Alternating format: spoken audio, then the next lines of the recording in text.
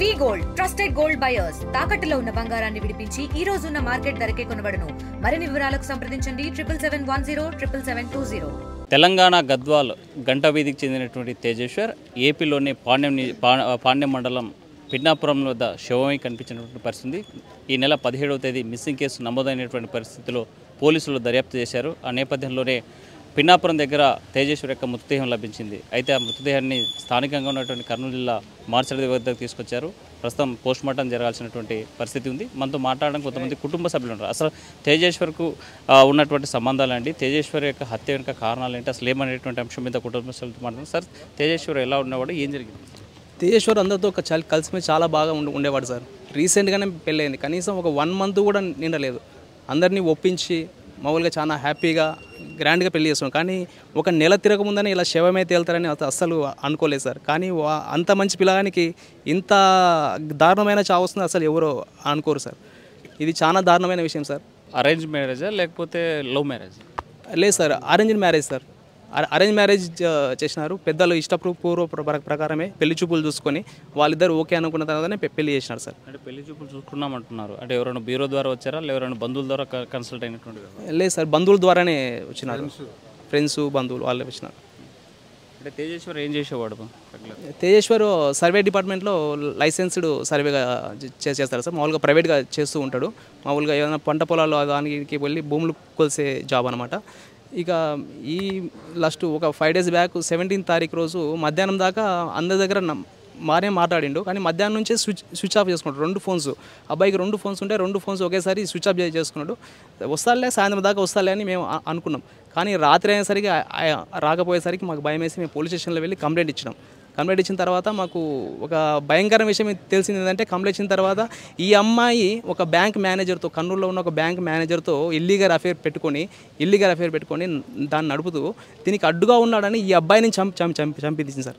ఇది చాలా దారుణమైన విషయం సార్. అసలుకి అలా జస్ట్ ఏదో కొన్ని సంవత్సరాలు 5 సంవత్సరాలు 10 సంవత్సరాలు అయింది కాదు. జస్ట్ ఒక నెల క్రితం పెళ్లి చేసుకున్న అబ్బాయిని ఇష్టపూర్వకమైన పెళ్లి చేసుకుంది. వాళ్ళిద్దరు హ్యాపీగా తిరిగిండ్రు, షాపింగ్లు తిరిగిండ్రు, అన్నిటి తిరిగిండ్రు. కానీ ఈ అబ్బాయిని ఎందుకోసం అలాంటప్పుడు ఎందుకోసం పెళ్లి చేసుకోవాలి? పెళ్ళైన తర్వాత తేజేశ్వర్ భార్య ఎలా ఉండేది? ఇంట్లో బాగానే ఉండేది సార్. అందరితో నాకు కలిసిమెలిసి ఉండేది. కానీ ఎక్కువ అమ్మాయి ఫోన్లో మాట్లాడుతూ ఉండేది సార్. ఏమనంటే కానీ మా అమ్మతో ఫోన్లో మాట్లాడుతున్నాం. మేమంతే ఇంట్లో ఉండి మేము అబ్జర్వ్ చేయగానే పోయిన ప్రతిసారి అమ్మాయి ఎప్పుడు ఫోన్లో మాట్లాడుకుంటాం, లేదా ఫోన్లో చాటింగ్ చేసుకుంటున్నాను. భర్త దగ్గర ఉన్నా సరే ఫోన్లో మాట్లాడుకుంటున్నాం ఉండేది. అది ఫోన్లో మేము ఏమనుకున్నామంటే వాళ్ళ అమ్మతో మాట్లాడుతూ అనుకున్నాం. కానీ ఈ మధ్య మేము జస్ట్ రాత్రి మాకు తెలిసిందంటే ఒక బ్యాంక్ మేనేజర్తోన అమ్మాయి కనీసం ఈ నెల రోజుల గ్యాప్లో 2000 సార్లు ఫోన్ కన్వర్జేషన్ జరిగిందంట సార్. అసలు దీన్ని ఏమని అనుకోవాలి అసలుకి?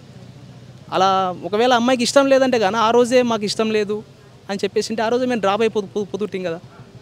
ఒకవేళ లేదు మాకు ఇష్టం అనిచ్చింది, ఓకే వదిలేసిపోవాల్సింది కదా. ఈ అబ్బాయిని తీసుకెళ్ళి అంత దారుణంగా అంత కిరాతకంగా చంపడం అనేది అసలు జీర్ణించుకోలేకపోతున్నాం. అంటే కంటిన్యూగా ఫోన్లో మాట్లాడుతున్న సమయంలో పెద్దలు కానీ ఇంట్లో ఉన్నటువంటి భర్త కానీ కనీసం మందలించేటువంటి ప్రయత్నం ఏమైనా చేశారా? అట్లా ఏమైనా జరిగిందా? అంటే మామూలుగా చెప్తారు సార్, ఎందుకమ్మా అంతసేపు మాట్లాడతావంటే అమ్మ ఫోన్ చేసిందనో లేదంటే కన్నా పలానా బాబాయ్ ఫోన్ చేసినాను ఆ విధంగా చెప్పుకుంటూ ఉండేదంట. మా అత్త మాకు చెప్తుంటే మాకు తెలుస్తుంది. ఎందుకంటే మేమైతే ఇంట్లో ఉంటాం. మా అత్త చెప్తుంటుంది, ఏందిరా ఆ పిల్ల ఎప్పుడు చూసినా సరే ఫోన్లే మాట్లాడుకుంటూ ఉంటుంది. ఒకసారి గట్టిగా అరిచిందంట కూడా, మొగుని కనీసం అన్నం పెట్టకుండా కూడా ఫోన్లో మాట్లాడతావా ఏముంది అంతగా అంటే కానీ అమ్మ ఫోన్ చేసిందంటది. దానికి ఏమని సమాధానం చెప్తారు? అంటే ఈ విషయం ఇట్లా జరుగుతుందని చెప్పి నెల రోజుల నుంచి జరుగుతుంది. కనీసం మధ్యకాలంలో అంటే అమ్మాయి తల్లితో మాట్లాడారా? మీ అమ్మాయి ఇలా మాట్లాడుతుంది ఏంటి కంటిన్యూగా అనేటువంటి ఏమైనా ఎప్పుడైనా కాన్వర్సేషన్ జరిగిందా? ఏమో సార్, ఈ విషయంలో మాత్రం వాళ్ళ అమ్మనైతే వాళ్ళ అమ్మ దృష్టికి వెళ్ళిందో లేదో నాకు తెలియదు. మా అత్తగారికి అడగాలి. సరే, బ్యాంక్ మేనేజర్తో సంబంధం ఉంది అనేటువంటిది అనుమానం వ్యక్తం చేస్తున్నారు. వాళ్ళకి వీళ్ళ మధ్య రిలేషన్ ఎలా ఏర్పడింది అనుకుంటున్నారు? ఇంతకుముందు వీళ్ళ అమ్మ అంటే ఇప్పటికి కూడా ప్రజెంట్ వీళ్ళ అమ్మ వచ్చేసి బ్యాంకులో ఎంప్లాయీగా చేస్తుంది అనమాట. అదే బ్యాంకులో ఆ బ్యాంక్ మేనేజర్ ఏదైతే చేస్తుండో, ఎక్కడైతే బ్యాంకులో డ్యూటీ చేస్తున్నాడో అక్కడ కూడా డ్యూటీ చేస్తుంది అనమాట ఈ అమ్మ కూడా. సో వీళ్ళ అమ్మ ద్వారా ఈ అమ్మాయికి ఇల్లీగల్ అఫేర్ స్టార్ట్ అయింది. అంటే గతంలో అంటే మీరు అరేంజ్ మ్యారేజ్ చేసామంటున్నారు, కానీ అంతకు ముందే వీళ్ళకి లవ్ అఫేర్లో ఉన్నారు, ఒక సంవత్సరం నుంచి కొనసాగుతున్న ఒక రూమర్ కూడా వస్తూ ఉంది తేజేశ్వర్ పైన. అది నిజమేనా? ఏమన్నా? అవును సార్, నిజమే సార్. అది మాకు ఈ మధ్య తెలిసింది సార్. ఇలా జరిగిన తర్వాత మాకు అర్థమైంది ఈ విషయం. ఇట్లా వాళ్ళు ఒకవేళ నిజంగానే అంత ఇష్టపడి పెళ్లి చేసుకోవాలనుకుంటే కానీ వాళ్ళు చేసుకోవాల్సింది. అనవసరంగా మా అబ్బాయిని దీనిలోకి లాగి ఈ అబ్బాయిని ఇట్లా చంపడం అనేది చాలా దారుణం సార్. అది ఒకవేళ చేసుకోవాలనుకున్నారనుకో వాళ్ళే చేసుకోవాల్సింది కదా. ఒకవేళ ఆడికే పోవాలనుకుంటే అక్కడికే వెళ్ళిపోవచ్చు కదా, ఈ అబ్బాయిని వదిలేసి వెళ్ళిపోవచ్చు కదా. అసలు ఈ పెళ్లి వ్యవస్థ మీదనే భయం వేస్తుంది సార్. ఇప్పుడు చాలా చూస్తున్నాం కదా. అసలు చంపే అవసరం ఏముంది సార్? పోవాలనుకుంటే వెళ్ళిపోవచ్చు, చంపే అవసరం లేదు కదా. 17వ తేదీ మిస్సింగ్ కేసు మీరు ఫిర్యాదు చేశామన్నారు. అంతకుముందు ఏం జరిగింది, ఆ తర్వాత ఫిర్యాదు చేసిన తర్వాత పోలీసులు ఎలా సహకరించి అసలు ఏం జరిగింది? యాక్చువల్గా మాకు 17వ తారీఖు మేము ఫిర్యాదు చేసిన వెంటనే జస్ట్ మిస్సింగ్ కేసు అనుకున్నా. వాళ్ళు ఫిర్యాదు చేసుకున్నారు, వస్తారులే అన్నట్టుగా వేచి చూసే ధోరణిగా వాళ్ళు బిహేవియర్ చేసిండొచ్చు. దాని తర్వాత ఒక రోజైనా సరే పూర్తిగా రాకపోయేసరికి అబ్బాయి కాల్ హిస్టరీ అవన్నీ చెక్ చేసుకొని దాని తర్వాత మిగతా వాళ్ళ కాల్ హిస్టరీ అంతా చెక్ చేసిన తర్వాత మాకు అర్థమైంది చాలా కేసు అది అబ్బాయి చాలా డేంజర్లో ఉన్నాడేమో అని. కానీ వస్తాడని మేము అనుకున్నాం, కానీ ఇలా క్షేమమవుతాడనుకుని మేము అసలు ఊహించలేదు సార్. అంటే కాల్ హిస్టరీలో ఎలాంటి నిజాలు బయటపడ్డాయి? ఎవరెవరితో మాట్లాడినారు, ఎవరితో సంబంధాలు ఉన్నాయి, అసలు ఏంటి ఏమొచ్చింది ఇన్వెస్టిగేషన్? ఈ జస్ట్ పెళ్ళైన 1 month నుంచే మా బామరితోన ఆ అమ్మాయి నుంచి కాల్స్ ఒక 150 దాకా ఉన్నాయి సార్. కానీ బ్యాంక్ మేనేజర్కి ఈ అమ్మాయికి ఆల్మోస్ట్ 2000 చిల్లర దాకా ఉన్నాయి సార్. ఇలా ఇది అంటే ఏ సంబంధం అనుకోవాలి ఇది ఇంతకిది? ఆఖరికి ఆ అబ్బాయి తప్పిపోయిన తర్వాత కూడా అమ్మాయి మాట్లాడుతుందంటే ఇంకా ఏం చేయాలి సార్? ఇక అంటే ఇప్పుడు బ్యాంక్ మేనేజర్తో పాటు ఈ హత్య వెనుక ఎవరెవరు ఉంటారనుకుంటున్నారు? ఈ బ్యాంక్ మేనేజర్తో పాటు ఇంకా 3 ఉన్నారని మాకు అనిపిస్తుంది. ఎందుకంటే ఒక్కడే అంత దారుణంగా అయితే చంపలేడు. అది కూడా ఎక్కడో మన పాణ్యం దగ్గర తీసుకెళ్ళి అక్కడ వెళ్ళి చంపాడో లేకపోతే కానీ ఇక్కడే చంపి అక్కడికి తీసుకెళ్ళాడో మనకు తెలియదు. కానీ ఒక్కడైతే అంత దారుణంగా చంపలేడు సార్. మా వాడు మంచి పెద్ద డ్యాన్స్ మాస్టర్ సార్. వాడు చాలా ఫిట్నెస్గా ఉంటాడు పిల్లవాడు. వాడు ఇలా మన జీవితం ఇలా ముగుస్తుందని అనుకోలేదు సార్ మేము. అంటే ఈ మధ్య కాలంలో మనం చూస్తున్నాం చాలా పత్రికల్లోనూ టీవీ ఛానల్స్లోనూ కాళ్ళపారని ఆరక ముందే భర్తను కడతీర్చిన భార్యలని, భార్యను కడతీర్చినటువంటి భర్తలని చూస్తున్నాం. మన మనం వీకెండ్ వెళ్ళినటువంటి సందర్భంలో కూడా ఒక భర్తను చనిపోయినటువంటి ఈ ఘటనలు చూసినప్పుడు ఏమనిపిస్తుంది? మా బామడిది లోపల ఉన్నాడు సార్. ఇందాక వెళ్ళి చూస్తే జస్ట్ గోర్ల మీద ఉన్న గోర్ల పెయింట్ కూడా ఇంకా అలాగే ఉంది సార్. ఒకవేళ నిజంగా ఇద్దరు ఒకరికి ఇష్టపడే కదా పెళ్లి చేసింది, పెద్దవాళ్ళు కూడా బలవంతంగా అయితే ఏం చేయలే కదా. ఒకవేళ నిజంగా పోవాలా అని అనుకున్నప్పుడు వెళ్ళిపోవచ్చు కదా.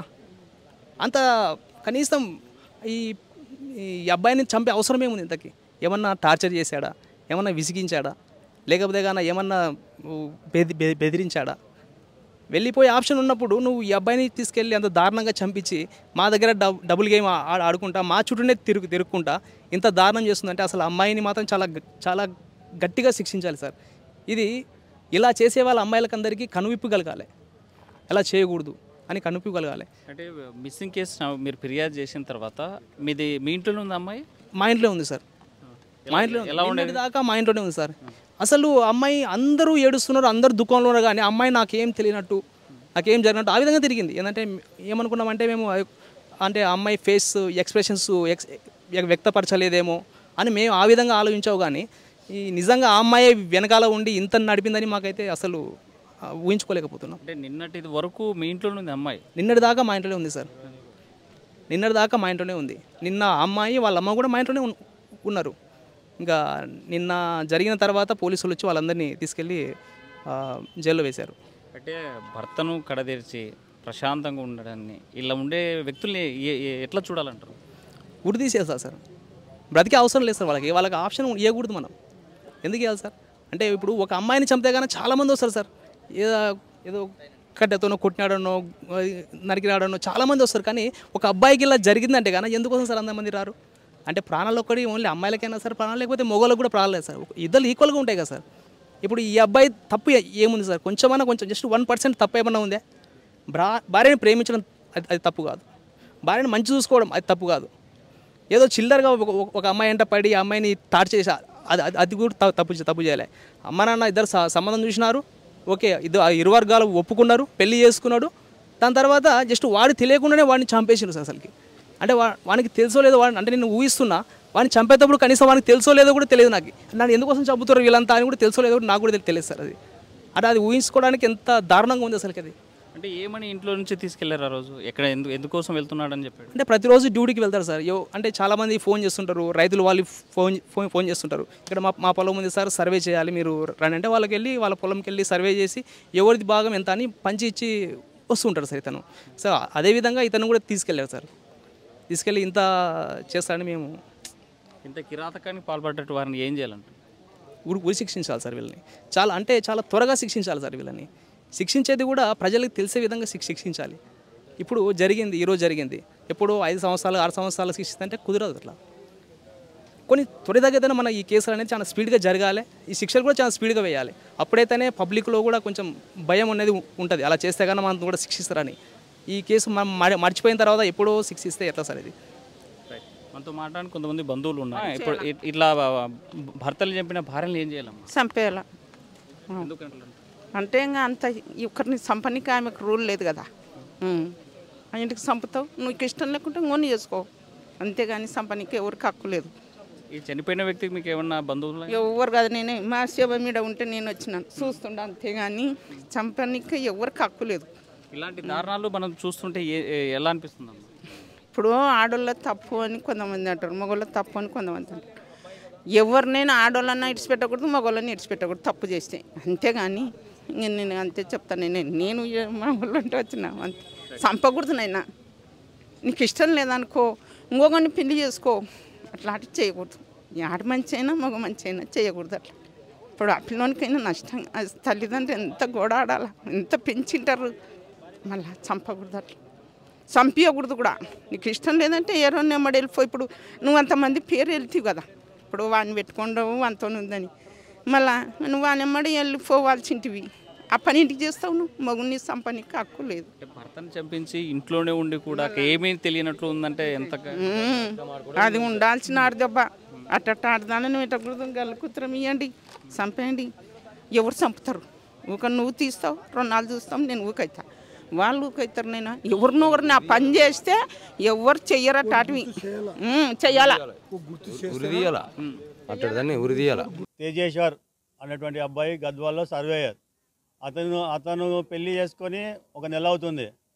అయితే నెల అయిన రోజు ఒక 5 రోజుల నుంచి ఆ అబ్బాయి కనిపించకపోవడం జరిగింది. అయితే అప్పటి నుంచి తల్లిదండ్రులు పోలీసు ఆధ్వర్యంలో మిస్సింగ్ కేసు చేసి ఎక్కడ వెతకడం జరిగింది. అయితే నిన్న రాత్రి ఏం జరిగింది అంటే అన్ఎక్స్పెక్టెడ్గా ఒక బాడీ అనేది పాణ్యం దగ్గర దొరికింది. అయితే అతని అతి కిరాతకంగా తిరుమలేష్ అనేటువంటి ఒక బ్యాంక్ మేనేజర్కి ఆ అమ్మాయికి ఉన్నటువంటి అక్రమ సంబంధంతో అబ్బాయిని అతి దారుణంగా హత్య చేశారు. అయితే ఇటువంటి నిందితులపైన అతి దారుణంగా కఠినమైన చర్యలు తీసుకోవాలని భారతీయ వాల్మీకి సేన ద్వారా డిమాండ్ చేస్తున్నాను. నా పేరు ప్రవీణ్ కుమార్. తేజేశ్వర్ నాకు స్వయన తమ్ముడు, మా పెద్దమ్మ కొడుకు. మే 18వ తేదీ వాళ్ళది ప్రేమ వివాహం జరిగింది బీచ్పల్లిలో. గత 1 ఇయర్ నుంచి వాళ్ళిద్దరు ప్రేమించుకుంటున్నారు. లాస్ట్ 5 ఇయర్స్ బ్యాక్ అబ్బాయి మిస్సింగ్ కేసుని 17వ తేదీ మనకు గద్వాలో నమోదు చేశారు. నిన్న సాయంత్రం 5 ఈవినింగ్ ఆ టైంలో మనకి పాణ్యం దగ్గర పిన్నాపురంలో బాడీ ట్రేస్ చేయడం జరిగింది. తిరుమలరావు అనే ఒక ప్రైవేట్ బ్యాంకు సంబంధించిన మేనేజర్ మన ఈ అమ్మాయితో అక్రమ సంబంధం కలిగి ఉన్నాడు. లాస్ట్ 1 ఇయర్ నుంచి ఆ అమ్మాయితో ప్లస్ వాళ్ళ అమ్మతో ఇలీగల్ రిలేషన్షిప్లో ఉన్నాడు. ఈ విషయం మాకు తెలిసింది. అమ్మాయిని ఆల్రెడీ పోలీసు వాళ్ళు ఆధీనంలో తీసుకున్నారు. తిరుమలేష్ పరారులో ఉన్నాడు. వారిని కఠినంగా శిక్షించాలని మేము డిమాండ్ చేస్తాం. ఆ అమ్మాయి ఫోన్లో ఆల్మోస్ట్ 100 డేస్లో దాదాపు 2000 కాల్స్ ఉన్నాయండి రికార్డెడ్. అదే మాకు ఆధారం. అలాగే లొకేషన్ కూడా ట్రేస్ అయింది. మర్డర్ జరిగిన ప్రదేశంలో తిరుమలరావుకు సంబంధించిన ఫోన్ ట్రేస్ అయింది. అమ్మాయి వాళ్ళ తల్లి పోలీసు అదుపులో ఉన్నారు. తిరుమలరావు పరారులో ఉన్నారు ప్రస్తుతం. ఇంకో 2 కూడా ఈ హత్య కేసులో ఉన్నారని సమాచారం. మాకు 18వ తారీఖు మార్నింగ్ 9 o'clock ఒక కంప్లైంట్ వచ్చిండే. దీని ప్రకారము ఏముందంటే తేజేశ్వర్ అని ప్రైవేట్ సర్వేయరు ఇటుకేల మండలంలో ఇంట్లోంచి ఏదో పని ఉందని బయటకు వెళ్ళాడు. ఆ తర్వాత నుంచి ఈవినింగ్ వరకు కూడా మా ఇంటికి రాలేదని చెప్పేసి వాళ్ళ బ్రదర్ మాకు కంప్లైంట్ ఇవ్వడం జరిగింది. ఆ కంప్లైంట్ మీద మేము crime number 134/2025 man missing case కట్టినాం. దీంట్లో విచారణ భాగంగా ఒక 2 days తర్వాత ఫస్ట్ రోజు నైట్ కెమెరాలు చెక్ చేసుకుంటూ వెళ్ళాము. ఆ మిస్సింగ్ అయిన పర్సన్ అతను ఒక కార్లో ఒక 2 వ్యక్తులు వచ్చిండ్రు. కార్లో ఉన్న వ్యక్తి కారు ఎక్కి వెళ్ళిపోయాడని తెలిసింది మనకు. ఆ కార్ నెంబర్ ఆధారంగా అతను ఓనర్ని గుర్తించినాం.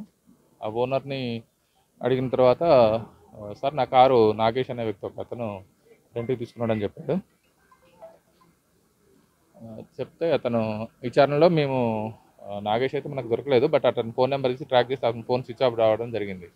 బట్ మాకు నిన్న ఈవినింగ్ పాణ్యం అంటే బట్ అతను వాళ్ళు వచ్చిన కారు నెంబర్ ఆధారంగా విచారణ చేస్తే కారు నర్మెట్టా అదేంటి నర్రే కర్నూలు నుంచి అటు పోయినప్పుడు కర్నూలు నుంచి పాణ్యం మధ్యలో ఒక టోల్గేట్ వచ్చింది కదా, నన్నూరు టోల్గేట్. అది అదే రోజు 17th అఫెన్స్ అయిన రోజే 17th రోజు నైట్ 5:30కి ఆ టోల్గేట్ దాటిందని మాకు ఇన్ఫర్మేషన్ వచ్చింది. చెక్ చేసుకుంటూ పోతే మళ్ళీ 7:30కి మళ్ళీ కర్నూలుకి రావడం జరిగింది ఆ కారు. బట్ మాకు నిన్న మా డౌట్ ఏంటంటే దాంట్లో తీసుకెళ్ళినట్టు మాకు అనుమానం ఉంది. నిన్న మాకు ప్రాణ్యం పొల్యూషన్ లిమిట్స్ నుంచి సుగాలిగడ్డ దగ్గర గాలేరు నగర్ కాలువలో ఒక డెడ్ బాడీ ఉందని చెప్పేసి మాకు ఇన్ఫర్మేషన్ ఇచ్చారు. వాళ్ళు ఫోటోలు అవి తీసుకొచ్చి మాకు పంపించారు. వెరిఫై చేస్తే అది మేము వెతుకుతున్నాం. అప్పటికి నిన్నటి నుంచి మా టీం ఇక్కడే ఉంది 3 రోజులు అని వెతుకుంటే అది మా దగ్గర మిస్ అయిన తేజేశ్వర్కి సంబంధించిందిగా మాకు తెలిసిపోయింది. దీంట్లో కొంత కారులో వచ్చిన వ్యక్తులు ఇతను చంపారని అనుమానంగా ఉంది మాకు. మేము విచారణ చేస్తున్నాం, వ్యక్తులను త్వరలోనే పట్టుకుంటాం. కిరాతకంగా అక్రమ సంబంధం పెట్టుకుని హతమారుస్తారని మాత్రం ఊహించలేకపోయామని చెప్పి సోదరుడు బాధపడేటువంటి పరిస్థితి అయితే స్పష్టంగా కనిపిస్తుంది. వీడియోజల్ చంద్రశేఖర్తో హుసేన్, RTV, కర్నూలు. ఇండియా పాకిస్తాన్ ఉద్రిక్తతలపై లేటెస్ట్ అప్డేట్స్ కోసం డౌన్లోడ్ చేసుకోండి RTV లైవ్ యాప్.